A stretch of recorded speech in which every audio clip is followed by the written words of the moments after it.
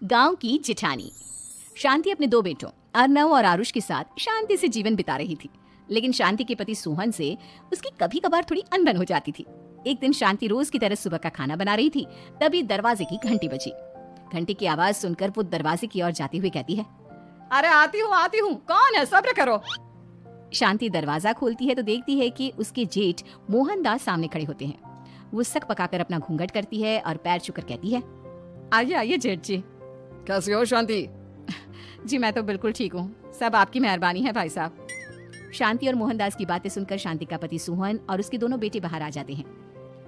अरे भैया राम राम, कैसे हो आप? राम राम भाई। अरे शांति ऐसे खड़ी खड़ी क्या देख रही हो? चाय कॉफी कुछ लेकर आओ, भैया आए हैं। शांति तेजी से रसोई की ओर आगे बढ़ती हुई कहती है, अरे मेरी माँ, गेट खोलने के चक्कर में मेरे तो चावल ही जल गए। वो दौड़ी दौड़ी रसोई में जाती है और देखती है कि सारे चावल जल गए हैं।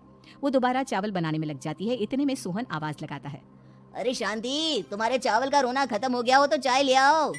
जी लाती हूँ अभी। शांति जल्दी जल्दी चाय बनाती है और मोहनदास को चाय देती है। सब एक दूसरे की खैर खबर पूछते हुए चाय पीते हैं। चाय खत्म होती ही मोहनदास शांति की ओर देखते हुए मजाक में कहते हैं, शांति, अब तुम्हारी चाय में दम नहीं रहा, अब हमें चाय बनाने वाली बदलनी पड़ेगी। ये कैसे मुमकिन होगा जेठ जी? घर और बाहर का सारा काम मुझे ही करना पड़ता है और कभी कभी जल्दी जल्दी के चक्कर में काम बिगड़ जाते हैं, जैसे आज चावल जल गए। अरे इसी का तो हल लेकर आया हूँ। मैंने रिश्ता देखा है अर्नव और आरुष के लिए। दोनों लड़कियां बहुत सुंदर और सुशील हैं। अगर आप दोनों इजाजत दें तो बात करूँ आगे। सोहन और शांति रिश्ते की बात सुनकर कहते हैं, अब ठीक है, बात चलाइए ना भैया, पर पहले लड़की के बारे में कुछ बताइए तो सही। हाँ भाई साहब, लड़की कैसी है, परिवार कैसा है, कहाँ के रहने वाले हैं? देखो परिवार तो बहुत अच्छा है, पर वे दोनों लोग बहुत गरीब हैं। दहेज में कुछ मिलेगा नहीं। अरे हमें दहेज में कुछ चाहिए भी नहीं, बस लड़की संस्कारी होनी चाहिए।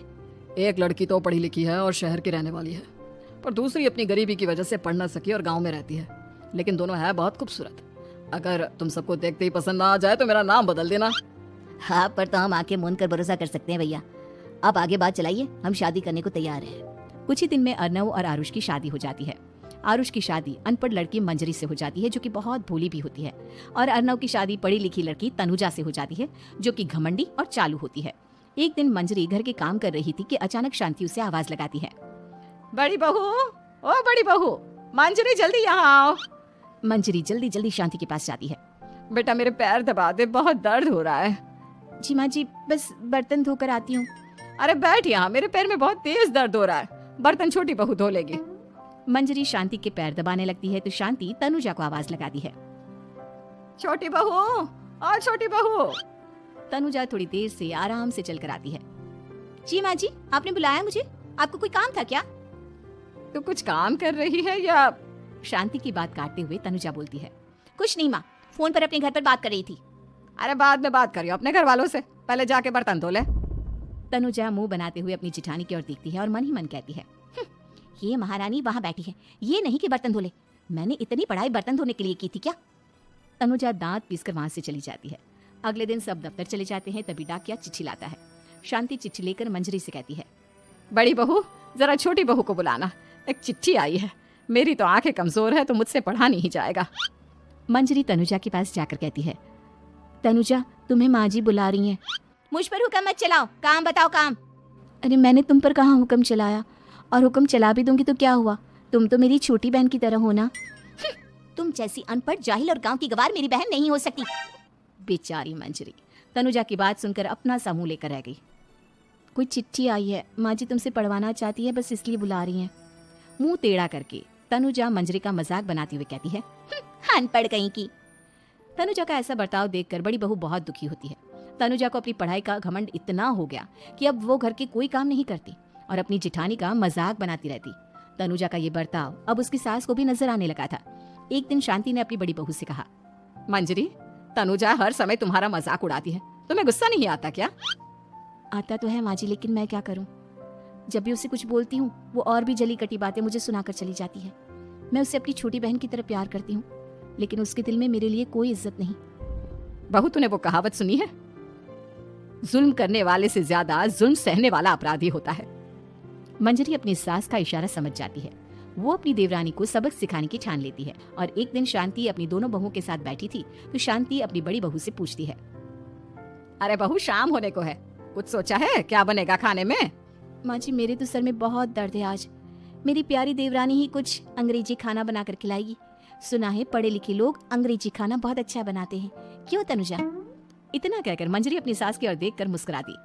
तनुजा अपनी तारीफ सुनकर बहुत खुश हो गई। इतने में शांति कहती है, ये तो सच बात है छोटी बहू, ये तो मैंने भी सुना है। हम भी पक गए हैं बड़ी बहू के हाथ का खाना खा खा कर। तनुजा, तुम्हारी माँ भी तो तुम्हारे खाने की बहुत तारीफ करती है, आज हमें भी खिला दो कुछ अच्छा सा बनाकर। शांति की बात सुनकर छोटी बहू और आसमान पर चढ़ गई, पर उसे ये कहाँ पता था कि उसकी सास और जेठानी उसे सबक सिखाना चाहती हैं। तनुजा अपनी तारीफ सुनकर खुश तो बहुत होती है, पर सोचने लगती है, मुझे तो कैसा भी खाना बनाना नहीं आता, अब मैं क्या करूंगी? अगर मैंने इनको सच बता दिया तो मेरी सारी इज्जत मिट्टी में मिल जाएगी। अरे छोटी बहू, क्या सोच रही हो? खिलाओगी ना अपने हाथ का अंग्रेजी खाना? छोटी बहू हाँ में सर हिला देती है। अचानक से उसके दिमाग में एक आइडिया आता है, मैं इंटरनेट से देखकर कुछ बना लेती हूँ, मेरी वाहवाही पूरे घर में हो जाएगी। मुझे कौन सा रोज रोज बनाना है। माँ जी आज आप सबको ऐसा खाना खिलाऊंगी, ऐसा खाना खिलाऊंगी कि। इतने में शांति छोटी बहू की टांग खींचते हुए कहती है कि पता नहीं कैसा खाना खिलाओगी, ए ऊपर वाले हमारी रक्षा करना। इतना बोलकर शांति और मंजरी दोनों जोर जोर से हंसने लगते हैं। अब तनुजा रसोई घर में चली जाती है और खाने की तैयारी करने लगती है, पर उसे रसोई घर की चीजों के बारे में तो कुछ नहीं पता। जैसे तैसे सारी चीजें निकालती है और इंटरनेट पर देखकर खाना बनाती है। कुछ ही देर में सब लोग घर आ जाते हैं। अरे सुनते हो, आज का खाना हमारी छोटी बहू बना रही है। अरे वाह, आज तो फिर कुछ अंग्रेजी खाना खाने को मिलेगा। कुछ ही देर में खाना बन जाता है तो छोटी बहू सबका खाना लगा देती है। इतने में बड़ी बहू कहती है, क्या बात है देवरानी जी, आज तो बहुत अच्छी खुशबू आ रही है।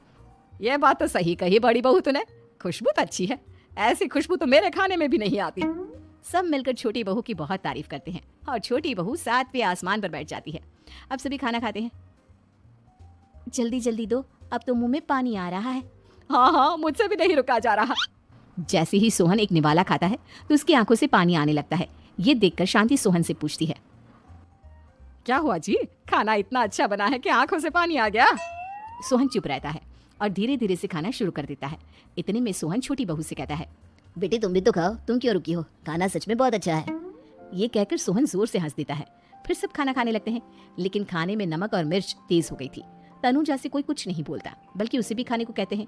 जैसे ही छोटी बहू खाना खाती है वो पानी पानी कहकर चिल्लाती है, पानी, इसमें तो पानी। ये खाना तो सच में इतना अच्छा बना है कि हमारे साथ साथ देवरानी जी भी इसके स्वाद को कभी नहीं भूल पाएंगी। सही कहा बहू। तनुजा को अपनी गलती का एहसास हुआ और उसने अपनी सास से कहा, माँ जी ये मेरी गलती नहीं है, इंटरनेट पर दिखाया था कि 4 चम्मच नमक और मिर्च डालने हैं। अब मंजरी को भी मौका मिल गया और उसने तनुजा पर तंज कसा, नाच न जाने आंगन टेढ़ा, हर जगह अपनी पढ़ाई दिखाती हो, दूसरों का मजाक उड़ाती हो। अब पता चला ना, हर चीज में पढ़ाई काम नहीं आती। और तुम तो शहर में रही हो, तुम्हें तो मुझसे भी अच्छा खाना बनाना आना चाहिए ना। बेटा, अगर तूने ठीक से सब सीखा होता तो आज तुझे शर्मिंदा नहीं होना पड़ता। बात शहर या गांव की नहीं होती। मंजरी गांव से आई है, लेकिन उसे घर का काम करना और खाना बनाना सब अच्छी तरह से आता है। तुम शहर में रही हो, तुमने ये सब क्यों नहीं सीखा? छोटी बहू सर नीचा कर सबसे माफी मांगती है और बहुत शर्मिंदा होती है। दीदी मुझे माफ कर दो, मैंने आपको बहुत बुरा भला कहा, पर आपने मुझे हमेशा ही माफ किया। आज मुझे अपनी गलती का एहसास हो गया है। अब दोनों बहुएं मिलकर घर का काम करने लगी और एक दूसरे को अपने गुण बांटने लगी। मंजरी ने अपनी देवरानी को खाना बनाना और घर का काम करना सिखाया, वहीं तनुजा ने भी अपनी जेठानी को पढ़ना लिखना सिखाया। शांति और सोहन ऐसी बहुएं पाकर बहुत खुश थे।